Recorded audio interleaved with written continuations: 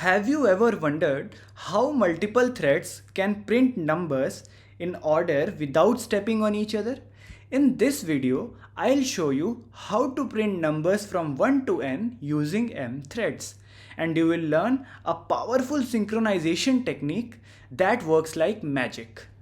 Along the way, you will also discover why it's important to use wait inside a while loop and when to use notify versus notifyAll and why it matters in real code. By the end of this video, you won't just solve this problem, you will also see how to write cleaner, more scalable, multi-threaded code using just one class. And trust me, once you learn this trick, combining thread logic becomes way simpler than you would expect. Before we dive into today's problem, I just want to quickly revisit the small task I gave you at the end of the last video. So remember I asked you to combine the odd number printer and even number printer logic into one code. I hope you all gave it a try. If not, don't worry. Let me quickly show you how it's done. Alright, up until now we have created two separate odd printer and even printer classes. Okay. While this works fine, it's not scalable or clean when the logic is nearly the same. So if you look here, the only difference between odd printer and even printer is this particular condition, right? This is counter -1 modulo 2 not equal to 0, and for even printer, counter modulo 2 is not equal to 0.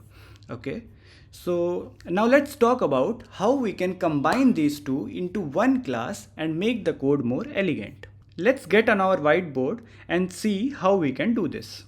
Let's say we create just one class called printer and we spin up two threads from it. We give the first thread an ID of 0 and the second thread an ID of 1. Okay. So thread ID 0 is responsible for printing odd numbers and thread ID 1 is responsible for printing even numbers. So far so good. Okay, now let's look at original conditions in the run methods of the two separate classes we had earlier. So for odd printer, the condition we had was counter -1 modulo 2 is not equal to 0. And for even printer, the condition which we had was counter modulo 2 is not equal to 0. Okay. Now we ask the question, can we generalize this condition into something that works for both the threads? So let's experiment.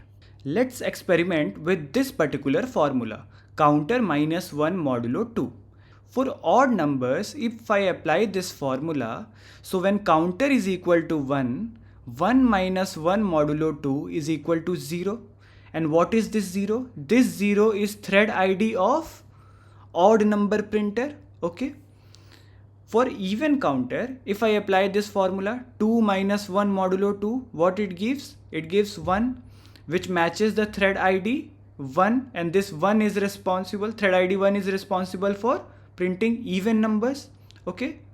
So odd number gives thread ID which is responsible for printing odd numbers, and even number gives thread ID which is responsible for printing even numbers. Okay. So for odd counter, this formula yields odd threads ID which is equal to 0, and for even number, this formula yields even threads ID which is equal to 1. So odd thread should wait when this condition is not satisfied, right, when the counter is even, and even thread should wait when this condition is not satisfied. Okay, so common formula for both the threads for waiting will be current -1 modulo 2 is not equal to thread ID. Okay, now listen to this very carefully. So this condition will now hold true for the thread that's not supposed to print this particular number. Okay, and this will result in false for the one that should print it. So we can safely use this single condition in one unified class, and depending on the thread ID, the thread will either wait or proceed to print. Pretty neat, right? So this is very powerful pattern in multi-threading. We often don't need multiple classes, just smart logics. Alright, now that we understand how to combine them, let's jump into the code and make these changes. Okay, so now let's go ahead and delete our even printer. Okay, so delete our even printer because we need only one printer class, and rename this odd printer to printer. Okay, after this what we'll do, we'll go into our printer class, introduce a new variable called threadId. threadId, let's initialize it using our constructor. Okay, this is done. And what is the formula that we derived? Shared class dot get counter minus 1 modulo 2 is not equal to threadId. Okay, this is the formula. Let's go to our main class, correct this, shared class, let's pass threadId, 0 for odd and 1 for even printer. Okay, so done. Now let's go ahead and run our program, and yes, it runs. So 1 printed by odd, even, odd, even, odd, even. So this is running, right? So we have combined our odd printer and even printer into a single class known as printer. We have used this particular condition. Okay, shared class counter minus 1 modulo 2 is not equal to threadId, and we have got the expected output. Now let's dive into today's problem. So today's problem is pretty straightforward as well, but still very interesting. So we have to print numbers from 1 to n using m threads. For example, if n is equal to 10 and m is equal to 3. So if there are 3 threads, T0, T1 and T2, and there are 10 numbers, 1, 2, 3, 4, 5, 6, 7, 8, 9, 10. So 1 should be printed by T0, 2 should be printed by T1, then by T2, then by T0, T1, T2, T0, T1, T2 and so on. So we have to write a Java program where m threads print numbers from 1 to n in a round robin fashion. Okay, so let's first understand the approach here and then move forward. In our last odd even printer problem, we used the condition current minus 1 modulo 2 is not equal to threadId. Okay, this was the condition. Now in this question, suppose n is equal to 10 and assume m to be equal to 2. So what will be the output? So there will be 2 threads, T0 and T1, numbers from 1 to 10, 5, 6, 7, 8, 9, 10. Okay, so 1 will be printed by T0, 2 will be printed by T1, 3 will be printed by T0, T1, T0, T1 and so on. If you see this carefully, the output here is exactly the same as odd even printer problem. So the odd numbers are printed by T0, first thread, and even number are printed by T1, the second thread. Okay, so this is when m is equal to 2. So this basically converts into a odd even printer problem, right? Which means we can reuse the same formula, just generalized for any number of threads. Okay, so if you notice the condition carefully, in odd even, current minus 1 modulo 2 is not equal to threadId. So we have used here 2. This 2 is nothing but basically the total number of threads that were active at that particular time, right? So how many threads have we used in odd even printer problem? So we have used 2 threads. That is why we have used modulo 2 here.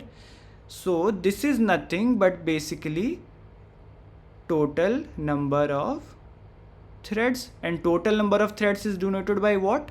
Denoted by m. So this formula effectively converts to current minus 1 modulo m not equal to threadId. Okay, so this is the generalized formula that we have. Now let's take an example for m is equal to 3 and use this particular formula. Okay, so for m is equal to 3 and this is the value of counter. Okay, so when it is 1, 2, 3, 4, 5, 6, okay, formula that we have to apply is counter minus 1 modulo m. Okay, so for 1 minus 1 modulo 3 is equal to 0. Okay, 2 minus 1 modulo 3 is equal to 1, 3 minus 1 modulo 3 is equal to 2, and 4 minus 1 modulo 3 is equal to 0. Similarly for 5 it will be 1, for 6 it will be 2. Okay, so this will be printed by T0, T1, T2, T0, T1, T2. Alright, so consider thread T0. Okay, consider the first thread. So whenever the output is equal to thread ID, then we have to print it. Okay, either it is 1 or it is 4. Okay, and whenever the output is not equal to thread ID, then we don't have to print, we have to wait. So T0 will wait when the output is 1 or 2, but it will print when the output is 0. So common condition for waiting will be when this particular formula counter minus 1 modulo m is not equal to the corresponding thread ID, then we have to wait. Okay, so this is the condition for waiting. So what we did here was we used odd even printer problem to derive and generalize a formula for m number of threads. Okay, so now we know the condition that we have to use for m number of threads. Now let's move ahead and code it in our IDE. Okay, so let's go ahead and create a new class. Let's name it shared class. Okay, what this shared class will have? Shared class will have counter, which will start from 1, and max value till which we want this particular pattern to be printed. Okay, this max value, let's initialize it using the constructor and also create getter and setter for the same. Getter and setter. Okay, now let's also write a print method like the last one. So let's copy it from this shared class. Okay, and print it here. Printf %d, whatever counter is printed by thread name thread.current thread.getName. Okay, so this is our shared class. Now let's go ahead and create a number printer class. So we'll go ahead, number printer. Now number printer will implement runnable. Let's go ahead and implement. Now before implementing our run method, what will be the variables? Private, so it will have shared class, right? Shared class which we just created. It will also have thread ID, and apart from that it will also have total number of threads, or we can call it as m. Okay, total number of threads. Okay, let's initialize these using constructor. Okay, this is done. Now the logic will be exact same as odd even printer problem. So let's go to odd even printer problem. Let's copy this whole thing, paste it here. Okay, and what else? Counter minus 1 modulo 2. Instead of 2, what we have to write? M. Total number of threads is not equal to thread ID. Okay, so this is all. I think it looks pretty fine. Now let's go ahead and create our main class. In our main class, first let's create a shared class variable. Shared class, it will print till 10, and number of threads we want, let's take m is equal to 3. Now let's create 3 threads. Okay, new number printer, and number printer it will take shared class, then thread ID and total number of threads, and thread name, let's keep it as thread plus I. Okay, and thread.start.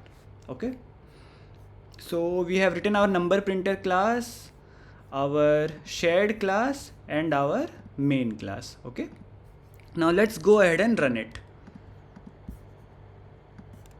Okay, so what is the output? So see here, so we have created 3 threads, so output should be 1 printed by thread 0, 2 printed by thread 1 and 3 printed by thread 2. But the output here is 0, 1, 0, 0, 1, 0, 0. I mean totally random. So what is going on here? What is the actual problem here? So I'll do just one tweak in this particular program and it will start working. Okay, let's go here and change this if statement to while loop. Okay, and after changing this, if I go to my main class and try and run this runs perfectly fine. 0, 1, 2, 0, 1, 2, 0, 1, 2, 0. Okay, so this is perfectly fine. Now this is a very important learning why we need to use while loop instead of if statement here. So let's get on our whiteboard and see how if was causing problem and how while will resolve this. Okay, now suppose we have 3 threads T0, T1 and T2, and initially our counter is equal to 1. This is the implementation of run method and each thread will have copy of it. Okay, so T1 will execute this, T1 will also execute this, and T2 will also execute this separately. So when counter is equal to 1, at that time suppose T1's if statement gets executed. So shared class dot get counter minus 1 modulo m.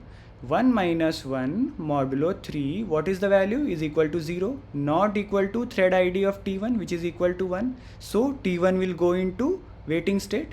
Okay, so T1 is waiting.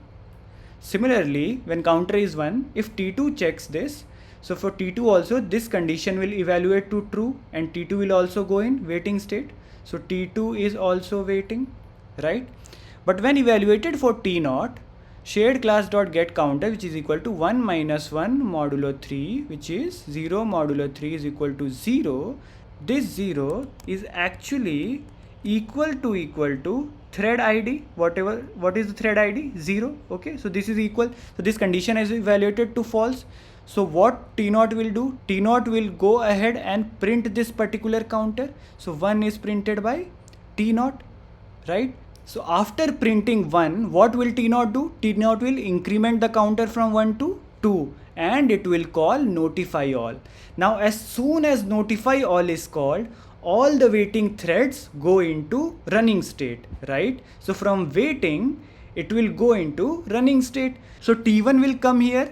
T1 will come outside, it will check whether this is true or not, this is false and it is ready to print. At the same time, suppose T2 also comes here, it will check it is false and it is also ready for printing. So T1 and T2 both are ready for printing the counter. But we cannot guarantee whether T1 will print or T2 will print. Now suppose if T2 prints this counter, so 2 is printed by T2 and this is completely wrong, right? Because we want T1 to print this, not T2. So this is what happens if you use if statement. Now suppose instead of if statement you would have used while here, right? If you would have used while here, after both the threads have woken up, they will go here and again check in this while loop this particular condition, shared class dot get counter minus 1 modulo m. So this condition is now false for T1 but true for T2. So since this is in while loop, it will again check this condition and T2 will again go into waiting state. So there will be only one thread which will come here and try to print this. Okay, so 2 is printed by which thread? T1. So that's the reason always whenever you use wait, always use it with the while loop. So this makes sure this kind of bugs are avoided in future. Okay, so always use wait inside of while loop. Now there is one more thing I would like to show you. So this we have learned, right? Use here while. And one more thing, if I use so in my odd even printer problem, here also we have used if, but this if has worked here, reason being there are only 2 threads here. Okay, so in multiple threads this will cause issue. So good practice is to use while here and our output will remain same. Okay, now let's go ahead and instead of notifyAll, let's use notify, right? This is odd even printer problem. Let's go and use notify and run it. Okay, so this is running completely fine. Now let's go ahead and in our number printer problem also, instead of notify all, use notify. What will happen? Try to guess. Pause the video and try to think what will happen if I use here notify instead of notify all. Okay, so what happens? Yes, so our program gets stuck here. Now what is the reason here? Okay, so what happens here is at this particular point of time, so suppose T1 has printed, our counter is 1 initially, 1 is printed by T0. After that T1 has incremented the counter to 2, and at that particular time after that, instead of calling notify all, we call notify. If we call notify, then there is no guarantee whether T1 will wake up or T2 will wake up, right? So suppose if T2 wakes up, T1 is in waiting state. If T2 wakes up, T2 will go here, T2 will check condition when counter is equal to 2. At that particular time, this condition will evaluate to true and T2 will again go into waiting state. Okay. Now since T0 was executing, T0 will go here, T0 will also check condition for counter is equal to 2. For T0 also, this particular condition will evaluate to true and T0 will also go into waiting state. So what will happen? Eventually T0, T1 and T2, all the threads have ended up in waiting state and nobody is there to wake them up. That's the reason our program gets stuck. So we'll have to use notify all instead of notify here. So in this session as well as the last session, we have learned a lot of things. Where to use wait, okay, difference between notify and notify all, then illegal monitor state exception. We have also learned why to use wait inside of the while loop. Okay, so lot of questions, right? So before we move on to another problem in the next video, let's take a moment to think about what other interview questions could be asked using the concept we just learned using odd even printer and printing 1 to n using m threads. So in fact, there are many interesting variations and challenges that interviewers love to ask based on these patterns. So in my next video, we'll deep dive into those potential interview problems and see how we can apply the same core ideas to solve them. So that's it for this video. Thank you so much for watching. Until the next video, stay safe, stay healthy. Bye bye.